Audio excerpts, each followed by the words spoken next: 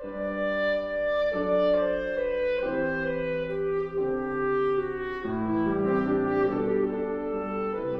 you're all very brave to show up for a retreat having to do with fear. I guess the first thing to recognize is that fear is natural, right?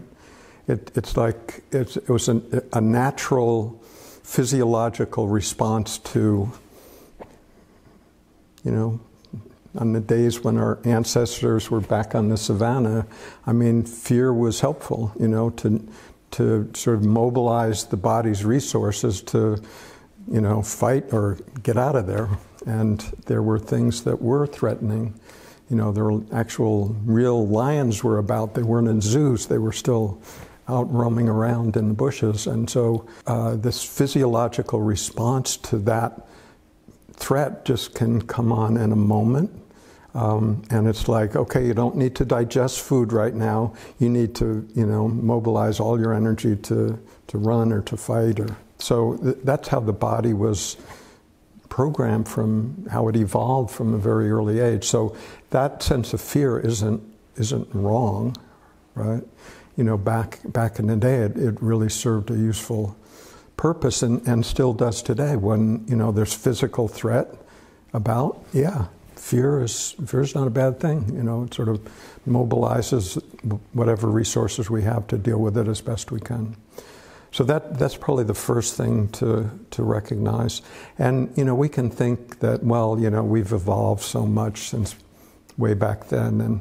But to get back to the BCE era, 2,000 or more years ago, it's only like 80 generations ago. Not that long. I mean, I've been alive in my own family just to know 7 generations. So 80 generations really isn't all that long ago. So, the life situation has evolved quite a bit. There's not lions roaming around in the bushes anymore. But that same instinct has become sort of the go-to sense for psychological threats, right? It's not like there's bodily danger involved, but there's like our sense of self is under attack, right? That kind of feeling. From memories, from what the next person may say, our assessment of the world situation, wars, famine, diseases, pandemics, all of that, can create this sense of, I'm not safe in this moment, right? I mean, there's a lot of that about. But most of the time, it's not life-threatening, right? It may be threatening to our sense of self, but it's not bodily threatening. So we can really look at that, but that same reaction is still in play. The difference is that, when lurking physical danger, that mobilization is not meant to be carried on for 24/7, right? It's meant to have, 10 minutes of reaction, run, fight, do whatever, but now, right? It's not meant as an ongoing level of what a lot of people experience today as just anxiety, right? Anxiety, sort of a low-level fear, concern, restlessness, nervousness. All of that is sort of different orders of magnitude of fear, right? Fear of what? Adia once said that there's only 2 kinds of fear, really. One is fear of death, right? Anybody guess what the other one is? Fear of living. Well, I'd say most people are as afraid of living as they are dying. It's what operates most of the time. Maybe not in overt, terror, but, in subtle ways. And we try to manage that fear by trying to control the future, right? Trying to manage other people, have all the right set of beliefs so the world makes sense to me. Worry about what might happen next week, or feel like, well, if I just accomplish enough, or get rich enough, or get famous enough, or have enough control over other people, then I'll feel safe. Right? Still motivated by fear. So you look around, you see, these corporate people, politicians, world governments, all control things to the point that they can feel like they're somehow bigger than life, right? And we can spend a lot of our own life trying to do that, trying to, it's sort of what we were all taught. You do well in school and get a good job, and then, buy your first house and, do all the things right, and then you'll be happy, right?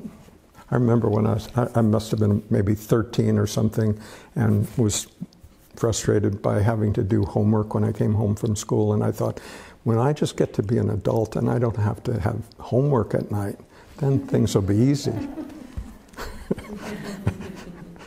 It turned out to be a little more complicated than that. But at the time, it looked like that was the way out. As long as I didn't have to do homework, I'd be good to go.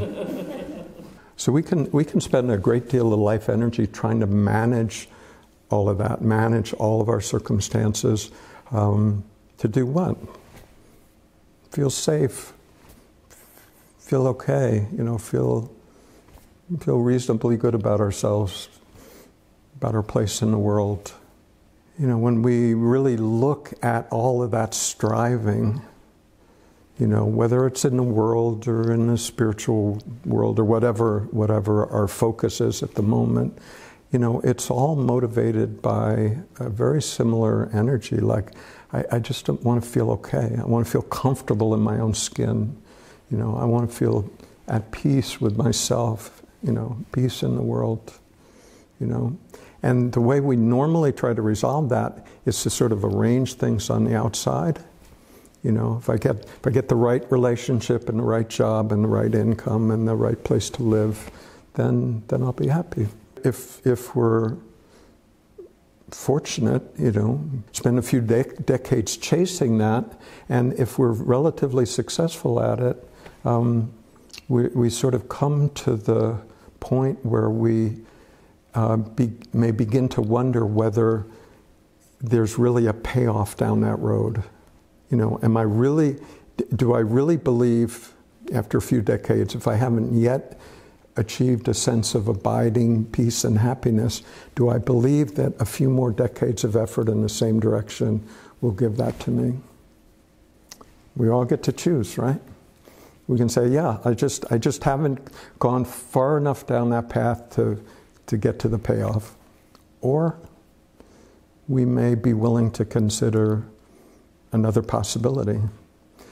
Another possibility may be that abiding peace and happiness isn't dependent on what we do, what we achieve, what our life situation is, all of that. All of that may be comfortable and nice and enjoyable, and that's fine if that's, what we want.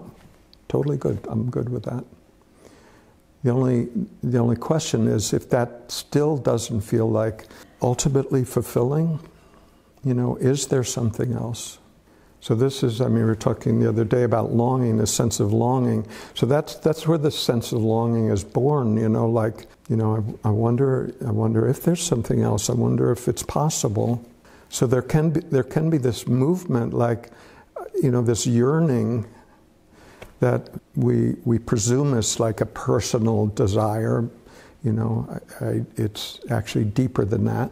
But initially it may feel like just a personal desire, like I've tried a lot of things in life. Some of them have been rewarding, some of them have been fun, some have been exciting, adventurous. Is that enough? Is that all there is just more of that, more stimulating? Intoxicants, well, this feels good, maybe more will be better, right? Or, career, I've achieved this level, but if I only got to that level, then it would, you know, settle everything. I'd be good. Or if I got this level of fame, or this level of power, or this level of wealth.